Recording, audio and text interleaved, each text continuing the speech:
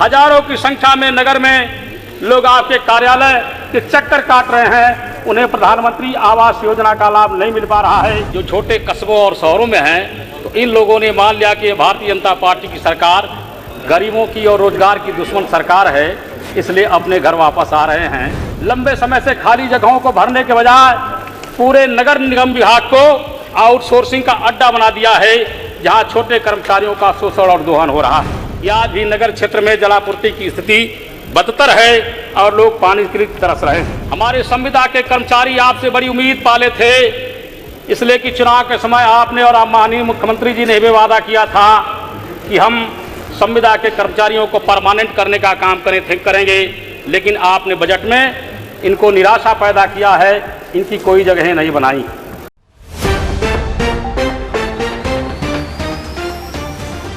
माननीय अधिष्ठाता महोदय, माननीय मंत्री जी ने अपनी बातें शेर के साथ शुरुआत करी थी कि अब नगरों का नक्शा बदल रहा है और जो लोग बड़े शहरों की तरफ गए थे वो अपने नगर और कस्बों में वापस आ रहे हैं।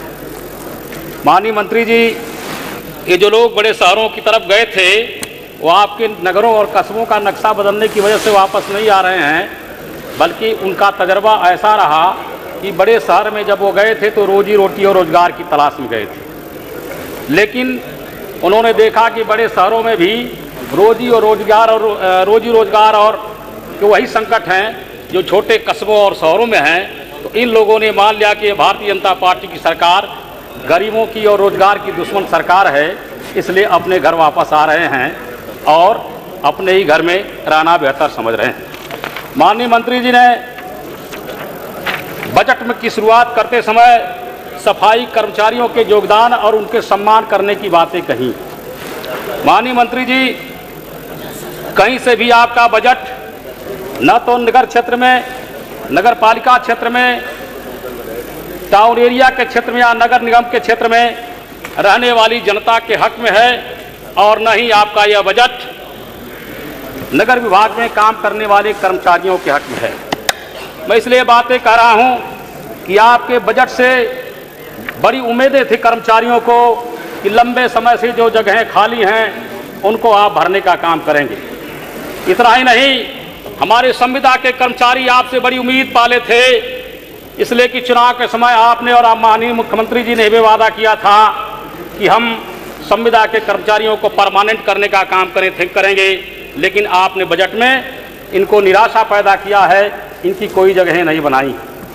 माननीय मंत्री जी, अधिष्ठाता महोदय, आपके माध्यम से मंत्री जी से कहना चाहेंगे कि आपने लंबे समय से खाली जगहों को भरने के बजाय पूरे नगर निगम विभाग को आउटसोर्सिंग का अड्डा बना दिया है, जहां छोटे कर्मचारियों का शोषण और दोहन हो रहा है। मैं इसलिए कह रहा हूं कि आज की तारीख में भी हमारे आउटसोर्सिंग के कर्मचारियों को 412 रुपये प्रतिदिन के हिसाब से दिहाड़ी पर रखा गया है और बीच में ये ठेकेदार, जैसे लगता है कि ठेकेदार नगर निगम का जिम्मेदार है, ये ठेकेदार नगर विभाग का जिम्मेदार है और कर्मचारी हमारे उसके गुलाम हैं। तो इस रिश्ते से भी आपका यह बजट कहीं से भी कर्मचारियों के हक में नहीं है। माननीय महोदय, चाहे हाउस टैक्स वसूलने वाले हों, चाहे चौकीदार हों, चाहे कंप्यूटर ऑपरेटर हों या सफाई कर्मी या नायक हों, सबको आपने एक ही श्रेणी में रख करके 412 रुपये का आउटसोर्सिंग का कर्मचारी बना दिया है। हम चाहेंगे कि आप ये आउटसोर्सिंग की व्यवस्था समाप्त करें, ताकि इन छोटे पदे पर काम करने वाले कर्मचारियों का भविष्य सुनिश्चित हो सके, उनको एक बेहतर वेतन मिल सके और अपना जीवन यापन कर सकें।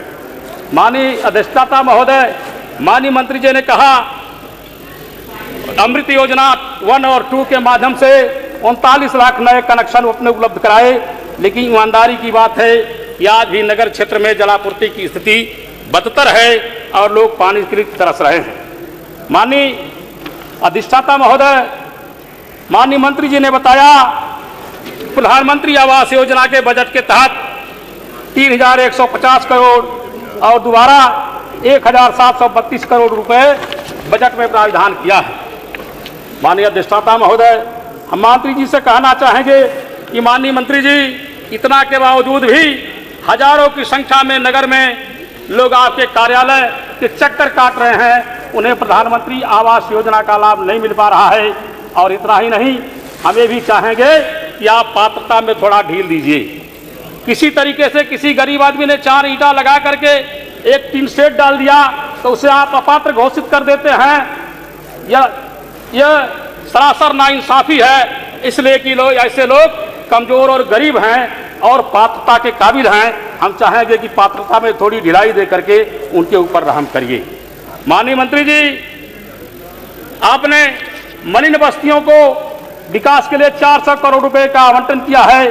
हम आपसे चाहेंगे कि आप ही के सफाई कर्मचारी हैं, इन सफाई कर्मचारियों को अपने काम के बाद स्नान करने के लिए, निपटने के लिए भी या अपने सफाई के समय इस्तेमाल करने वाले सामानों को रखने के लिए स्टोर भी बनवाए जाएं तो एक बेहतर बात होगी।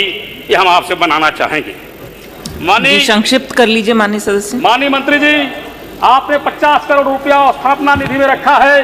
हम चाहेंगे कि इस अवस्थापना निधि से नगर क्षेत्र के अंदर मंडियां स्थापित की जाएं, इसलिए कि लोग रोजी रोटी के सिलसिले में साग सब्जी बेचने वाले या छोटे मोटे सामान का व्यापार करने वाले पटरियों पर बैठते हैं तो आवागमन बाधित होता है। हम चाहेंगे इनके लिए आप मंडियों का निर्माण कराएं। और इन्हीं सब बातों के साथ यह कहते हुए एक मिनट हो गया आपका समय। कि आपका यह बजट कहीं से भी जनता के हक में नहीं है। माननीय अध्यक्ष जी, कटौती का प्रस्ताव केवल थैंक यू माननीय सौरभ श्रीवास्तव जी, बल्कि जनहित के मुद्दों पर बजट को सही और पारदर्शी इस्तेमाल के लिए रखा गया प्रस्ताव है। बहुत बहुत धन्यवाद। CIB इंडिया न्यूज की सभी खबरों को देखने के लिए लाल रंग की बटन को दबाकर चैनल को सब्सक्राइब जरूर करें, घंटी जरूर दबाएं ताकि हमारी सभी खबरों के नोटिफिकेशंस आप तक पहुंचते रहें।